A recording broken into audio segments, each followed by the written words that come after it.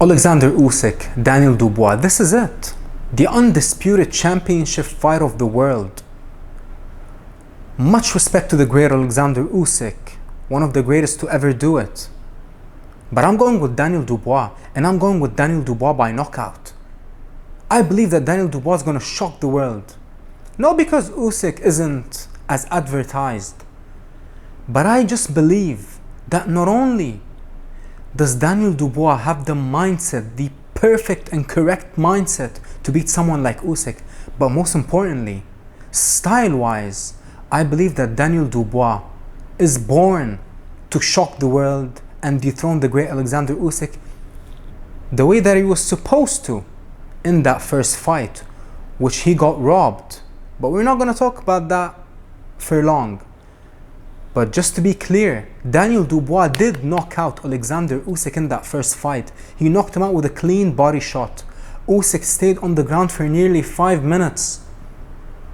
And you only have 10 seconds to get up. 8, if you really think about it. But stylistically, remember when Anthony Joshua lost the first time to Usyk? Everyone told Anthony Joshua, if you want to beat him in the rematch, you got to go get him. You got to fight him. You can't box him. And Anthony Joshua came into the second fight and boxed him and lost. It was a very, very close fight. Derek Chisora fought him, and I believe that Derek Chisora won that fight. And if you actually go back, Usyk's manager, before the decision got announced, he told Team Chisora that you might have got this.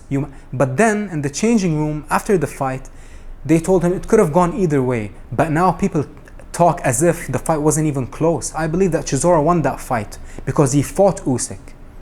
And I believe that Bradis had a very close fight. I believe the fight could have been a draw. But Usyk won by majority decision. And even the Tyson Fury fight, that first fight was very close. Usyk had the bigger moment and he won because Fury boxed him. Everyone told Fury, if you want to win the rematch, you got to fight him, you got to go get him. And Fury boxed him in that second fight and lost. Now you can even make the case that Fury won both fights. But because of the styles, because of the game plan, because of the approach that Fury took, you can't really argue with the decision because Fury didn't go get him. But I guarantee you this, not only will Daniel Dubois go and get Oleksandr Usyk, but Dubois knows exactly what he needs to do because he felt Usyk. He already spent nearly 10 rounds with him in the worst circumstances. The ring was wet. The referee was with Usyk. The crowd, 50,000 people were with Usyk. But yet still Daniel Dubois knocked him out. But they didn't give him the victory and they robbed him of that. And Usyk came back and adjusted. But Daniel Dubois was checked out, I believe, after the referee stopped the fight and gave Usyk 5 minutes to recover. I believe Daniel Dubois checked out back then. And you can't really blame him. You can't call him mentally weak. Imagine fighting the greatest of your time and you knock him out and then the referee tells you, no, you didn't knock him out. Usyk, take your time, take 5 minutes to recover. I mean, what are you going to do? What are you going to do? So I believe that we can't really blame Dubois for how the first fight ended, because that fight should have been stopped the moment that Dubois dropped him with that body shot. And you know, when did I discover the great and young Daniel Dubois? 10 years ago. Me and Daniel Dubois are both 27 years old. I remember I was 17 years old. I watched this video on YouTube of Daniel Dubois saying, someone asking him, I heard that you knocked out Joshua in sparring or you bashed him up. And Dubois just grinned and said, yeah, something like that. And I was like, man, this guy is 17 years old. And he just walked into Anthony Joshua's gym and annihilated him. So when his Joshua fight got announced, nobody gave him a chance, but I said Dubois will stop him in the first round. And he was this close to stopping him in the first round. Not because Joshua is overrated and not because Joshua doesn't have a chin, but because it is simply Daniel Dubois' time right now. And Daniel Dubois, even look at his jab, the man has the most powerful jab in the sport. And the most important punch in the sport is the jab. And Daniel Dubois, not only does he have the most powerful jab, but he has the most powerful double jab.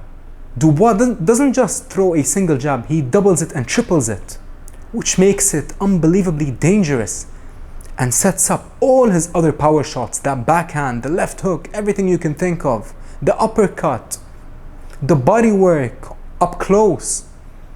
Daniel Dubois is a complete fighter as a heavyweight.